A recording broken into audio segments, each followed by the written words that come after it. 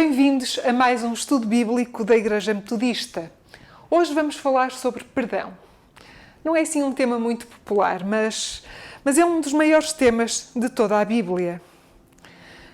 Os conceitos de salvação e perdão são indissociáveis. E a história da Bíblia é a história de como Deus estende o perdão à humanidade pecaminosa por meio de Jesus Cristo. Humanidade pecaminosa. É assim uma expressão que pode assustar, mas sim, porque pecado, apesar de ser uma palavra completamente fora de moda, é uma palavra importante na Bíblia. Nós não gostamos nada. Preferimos dizer erros, falhas e suavizamos a ideia de forma a aligeirarmos a nossa responsabilidade. Mas erro, falta, falha, seja o que for, não são sinónimos de pecado.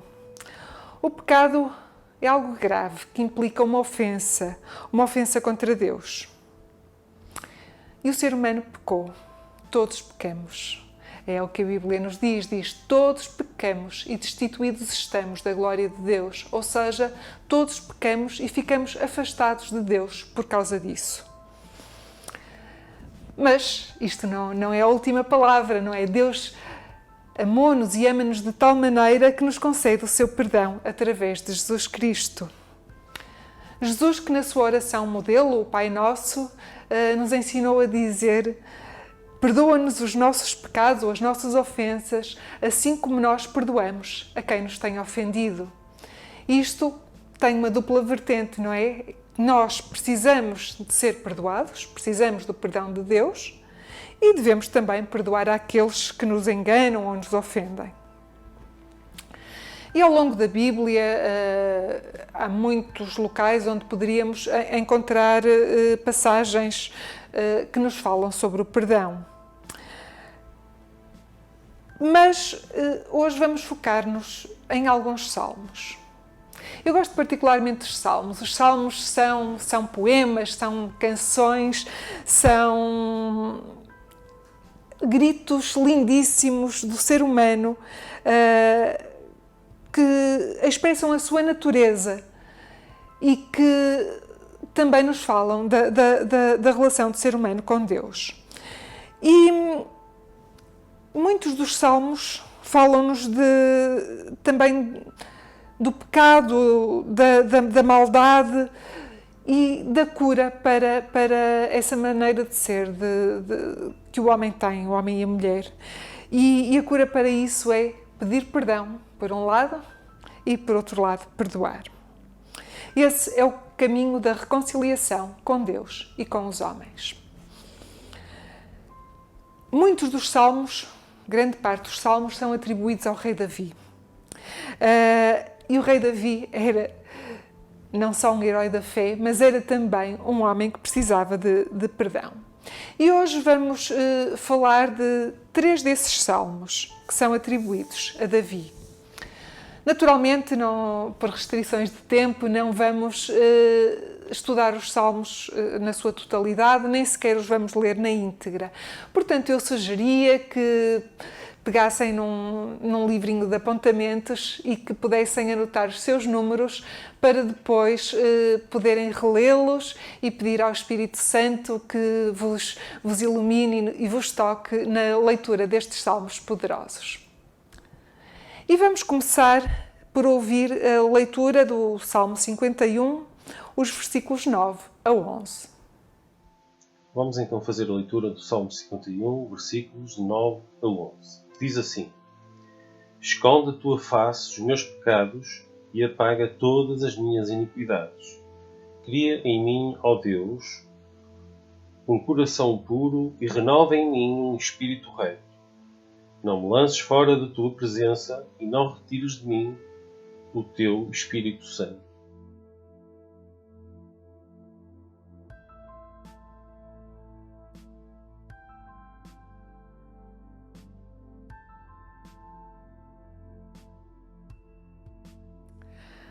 O Salmo 51 é um dos salmos mais famosos acerca de perdão. E este salmo terá sido escrito pelo rei Davi depois de uma situação muito complicada na sua vida e em que ele se portou realmente muito, muito mal. estava num período de prosperidade, estava tranquilo no seu palácio e namorou-se de Betseba. Betseba era casada com Urias e ele acabou por cometer adultério com ela. Chamou Urias para tentar disfarçar quando se apercebeu que ela estava grávida, para, no fundo, se isso acontecesse, imputar a paternidade a Urias. Isso não aconteceu e ele acabou por mandar Urias para a frente da batalha para ser morto.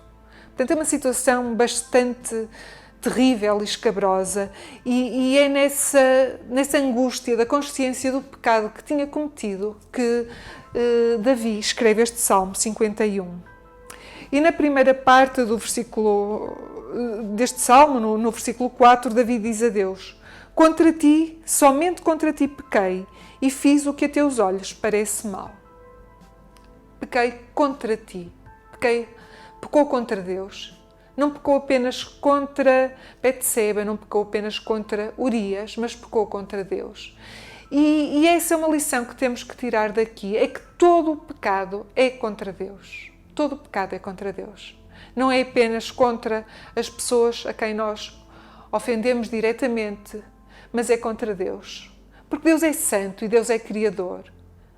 E todo o pecado contra as suas criaturas ou contra a sua lei moral ofende a Deus. Mas Davi não fica neste lamento e neste lugar complicado e doloroso de recordar o seu pecado. Ele avança e avança com confiança, porque nos diz que Deus perdoa aquele que verdadeiramente se arrepende. David sabia que Deus é bom, é misericordioso e que, por maiores que sejam os nossos pecados, se nos arrependermos verdadeiramente e os confessarmos, Deus pode perdoar-nos. E vamos agora ler um bocadinho de um outro salmo, o Salmo 103. Vamos ler os versículos 8 a 12 e vamos fazê-lo numa versão de português corrente. O Senhor é bondoso e compassivo. É paciente e cheio de amor. Não está sempre a repreender-nos, nem a sua ira dura para sempre. Não nos tratou segundo os nossos pecados, nem nos retribuiu segundo as nossas transgressões. Tão grande é o seu amor pelos que o temem, como é distante o céu da terra. Ele afasta de nós os nossos pecados, tanto como o Oriente está afastado do Ocidente.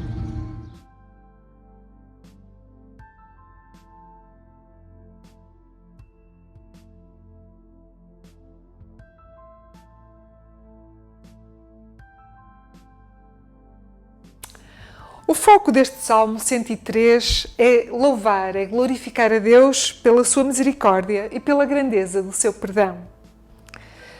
Neste ponto da sua vida, David conheceu o pecado e a amplitude da bondade de Deus.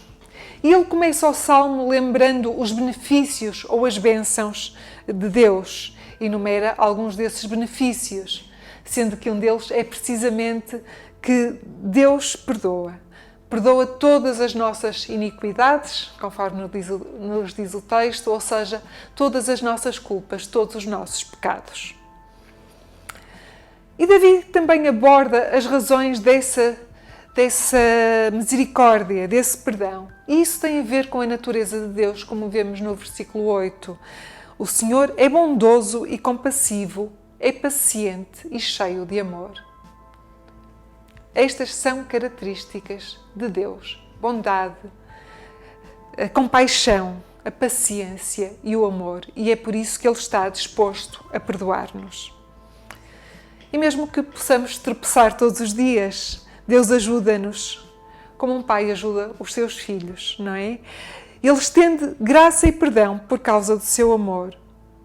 E este salmo é um maravilhoso lembrete para nos recordarmos da bondade, do amor de Deus e do seu perdão. E nos versículos 13 e 14, Davi equipara este amor ao amor de um pai. E verdadeiramente Deus é como nosso pai. Ele diz: o Senhor é tão terno para que os que o temem, como um pai para com os seus filhos. Ele sabe bem aquilo que nós somos, não se esquece. que somos apenas pó. Portanto, Davi ensina-nos que Deus é um Pai amoroso, é um Pai eterno, é um Pai paciente e que está ansioso por perdoar-nos.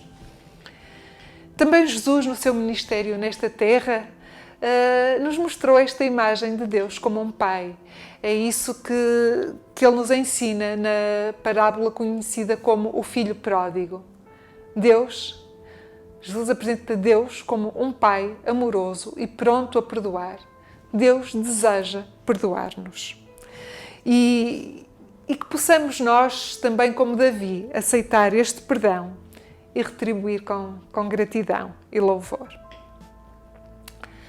O último salmo que vamos ler é o Salmo 32 e vamos escutar a leitura do versículo 5. Salmo 32, versículo 5. Confessei-te o meu pecado e a minha maldade não encobri, dizia eu. Confessarei ao Senhor as minhas transgressões e tu perdoaste a maldade do meu pecado. Amém.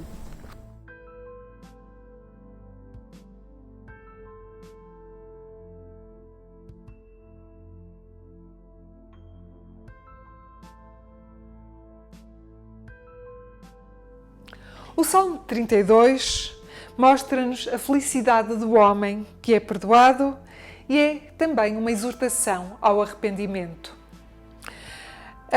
Começa por dizer: feliz ou bem-aventurado aquele a quem foram perdoadas as culpas e a quem foram desculpados os pecados. Este salmo afirma a grandeza do perdão de Deus e de seguida descreve como é estar sob o peso e efeito do pecado não confessado. Diz-nos o versículo 3. Enquanto eu escondia as minhas faltas, chorava todo o dia e o meu corpo definhava. É uma descrição muito forte, que nos mostra claramente como o pecado pode corroer, tirar a alegria, devorar a alma. Mas Davi não fica neste fosso, neste lugar escuro de sofrimento. Ele avança para a libertação que o perdão nos dá quando nos arrependemos e confessamos. E estes são dois passos essenciais: arrependimento e confissão do pecado. E ele diz no versículo 7: Tu és o lugar em que me escondo. Tu me preservas da angústia, tu me cinges de alegres cantos de livramento. De alegres cantos de livramento. É algo muito bonito. E é uma espécie de grito de libertação. O Senhor redime e essa redenção é completa. Restaura-nos e dá-nos alegria. A palavra alegria na Bíblia é algo que é duradouro, não é passageiro. É algo que permanece connosco por estarmos na presença de Deus e por isso é independente das circunstâncias. E o perdão permite-nos aceder a Deus e experimentarmos essa alegria. A libertação dos pecados por parte de Deus é um alívio para as nossas almas e é crucial para termos comunhão com Deus e também com os outros. Escolhemos 3, mas os salmos estão cheios de gritos de perdão, pois as nossas almas precisam mesmo de perdão para viver em comunhão com Deus. E também precisamos de aprender a perdoar através da força que nos é dada pelo Espírito Santo, pois a capacidade de estender perdão a outros é característica do cristão que já foi perdoado por Deus. Recapitulando então, neste estudo e nestes 3 salmos, nós podemos aprender que, em primeiro lugar, todos pecamos e todo o pecado é contra Deus. Ou seja, todos pecamos contra Deus. Aprendemos isto com o Salmo 51. Em segundo lugar, que Deus, com amor paternal, nos deseja perdoar. Deus deseja perdoar-nos, é o que nos diz o Salmo 103. E por último, em terceiro lugar, que se nos arrependermos e confessarmos os nossos pecados, Deus perdoa. E com o perdão vem a alegria da libertação, pois o perdão traz alegria e foi isso que aprendemos com o Salmo 32. Que todos possamos experimentar esta alegria de saber que somos perdoados e também que possamos praticar o perdão para com os outros, com o auxílio do Espírito Santo. Que assim seja. Vamos orar. Paizinho querido, obrigada pelo teu amor infindo. Obrigada porque nós sabemos que, apesar de pecarmos, apesar de não sermos dignos de ti, tu nos amaste de tal maneira que enviaste o teu Filho Jesus para morrer pelos nossos pecados. Ele pagou o preço das nossas culpas e assim nós temos acesso a ti. E se nos arrependermos e confessarmos o nosso pecado, tu perdoas. Tu perdoas, libertas-nos, dás-nos uma nova vida e uma vida abundante, uma vida cheia de alegria, e te damos graças por isso. Pedimos por todos aqueles que precisam de aceder a esse perdão, Senhor, que precisam de sentir esta libertação nas tuas vidas, que tu os possas tocar e que nos possas usar a nós também para lhes levar esta boa nova de que em Cristo há salvação, em Cristo há perdão e que podemos ter uma vida contigo, Senhor. Obrigada pelo teu amor e pedimos que permaneças connosco. Em nome de Jesus. Amém.